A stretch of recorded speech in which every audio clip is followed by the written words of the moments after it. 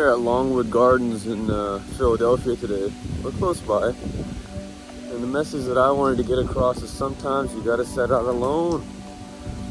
You know, a lot of times I see people waiting for other people or waiting for the perfect opportunity for things to happen in life. And frankly speaking, there's very few of those perfect opportunities. And oftentimes we can't even plan for them. So if you need something in your soul, if you need something accomplished, sometimes you just gotta go on your own, you know? And as I'm getting older, I'm realizing more and more the importance of that. Sure, the relationships are important. The emotionality of the friendships you have and people you love are very, very important. We're all is an extension of how much you love yourself. At the end of the day, sometimes seeing the little things is important. So set out. If you know that there's something that you want to do on a weekend and you can't quite get a crew together, and you know the people in your life might not enjoy it as much as you will, maybe a concert, a walk in the woods, an art gallery, whatever it is, life's not going to always present you with the perfect situations, but when you juice it, when you try to make the most out of it, that self-love will be reflected in all of your relationships, all the things that you do. So I just walked through the conservatory, which was a real pleasure. I've never seen diversity of plants and beautiful colors ever in my life in such a concentrated area. The curation of such a thing, the thing that most people probably don't realize, it takes years and years of time, a lot of effort to make that type of stuff a reality.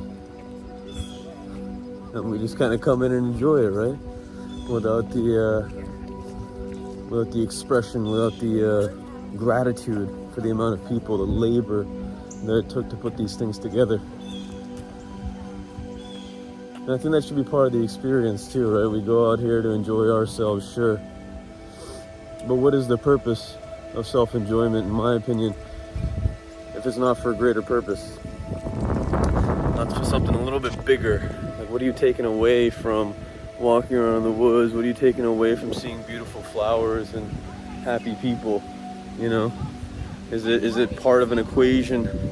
Try to make your life a little bit more interesting and potentially have the juice to go and experience larger things, or is it just kind of this hedonistic approach, or potentially vanity approach, showing people, hey, I figured, hey, my buddy came to town today, this weekend. It's gonna be my last weekend in Philadelphia, and he had plans to go to a tailgate. And I was like, listen, I'm not a big fan of drinking in the morning. You know, I'm not a fan of superfluous talk about careers and this and that. And sometimes, you know, you need it. Sure, you need to get out and talk to people about the mundane things. It's important. You know, that's how we get a better connection to the human condition. But I said, no, it's my last weekend. I gotta be a bit selfish today. So I'm gonna go to Longwood Gardens. You guys go to your tailgate and we'll meet up afterwards, right? We'll both be happy, satisfied with the things that we did. We can come back and talk about the memories that we made in the process. So get out there. Go and do what your soul requires you to do to be a happy, healthy person. Without it, we can't provide that for anyone else. You know, and I see this a lot where people are consistently in relationships in their life and they're just kind of coasting on companionship. So be it. Important to have companions in your life, but if that holding you back from actually doing the things that you love, from actually experiencing the things that you wish you could experience, then I say it's not that great of a thing. Sure, sacrifices need to be made in order to have beautiful relationships in your life. I agree. You got it. You got to show up to events that matter to people. You got to care about the memories that you're gonna make, for sure. But I don't know, when I sit back sometimes and I look around, I think to myself, hey, remember that time? Remember that time you spent alone in the woods and you felt the breeze and you got to reflect on some of the things that you're doing in your life? You had a moment of serenity. Those are oftentimes the moments I remember when I'm thinking about my life as a whole. And obviously, I think a lot of people don't get time to reflect on their life as a whole, and that's why the flashback of your whole life when you're prior to dying apparently is something that people are really, in awe of. Something that's unique, something that's we don't get the opportunity to do very often. But the spiritual people that I see, the people that are happy and laughing, these people create moments in their life where they can look back. They can look back and say, hey, I showed myself some love, and the world gave it back to me. Super important. So go support your local conservatories. Go support your local parks, It's going to make a drastic difference in terms of your optimism. Your optimism about humanity in general, right? Like we see all of the destruction that we're doing, but look at places like this. Look at the conservation that these people are doing. The beautiful things that they're unlocking for other people to look at. For kids to come through and be like, hey, I'm gonna see some beautiful things today. See some strange animals, sure. Love for nature. But yeah, don't fall into the trap. Don't fall into the trap of thinking to yourself that you cannot go and love yourself alone. Even if you're in a relationship, even if you have plenty of friends around, don't wait. Don't wait, because you never know if you're going to have that opportunity again. Right? This life is short at best. We only have so many springs, says Jim Rohn. We only have so many falls, so many winters.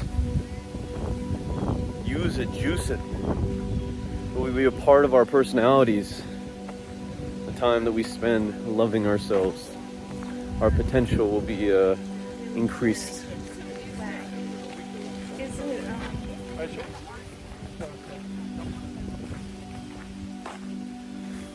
In nature, I talk to people about spirituality a lot. A lot of people are looking for it these days too, because in a world that seems like it's moving really, really fast, in a world that's sometimes seems difficult to be in, right? Spirituality is the thing that shows you love. It shows you the beautiful things that were created way, way, way before we ever even existed, and how much they're really a part of us as organisms. And people are like, I go to church, I go and meditate, and I'm like, good, great. You ever tried going in the woods alone? And they're like, yeah, I do some drugs to go in the woods. I smoke weed or I take some mushrooms or something. I'm like, you could go there sober. Like, go there sober and breathe, like that'll make a difference. There was this book, The Art of Forest Bathing. It was by a Japanese scientist, and he basically concluded that 2 hours in the woods without too much distraction in your life can make a drastic difference in your self-concept, your ability to rationalize where you're going in life, the ability to be contented with the decisions that you've made. All these chemicals these trees are releasing, all of this is part of being alive. These are the things that are required for us to be alive. So why not go and pay homage when we can? Why not go and show it some love and show ourselves some love in the process? I was reading Thoreau's essays a long time ago, and he said, why would I take a train when I could just walk? And to a lot of people it's like, well, because it's hard to walk. I'm like, okay, sure. But if your goal is to get somewhere, right, and the train is not departing until tomorrow morning, it's going to take you about a day to walk there, why not just set out on the walk? See what you learn on the process. See what you experience in the journey. I think that's a lack of patience oftentimes allows people to neglect that deeper part of themselves, that spiritual part of themselves. So give it a try. As per usual, my message is to make humanity, hopefully the people watching this video, and by extension the people that they interact with, a little bit more emotionally intelligent, a little bit more loving, caring, for ourselves and for other people, so that we can make sure that humanity doesn't destroy everything it touches, or to at least have a positive concept of our species. Right here, I made another video a while back about a very similar topic in a different environment. It was about consistency outside of this place. Check it out. I'll see you over there. And remember, actualize your potential, my friend. We need you. Take care.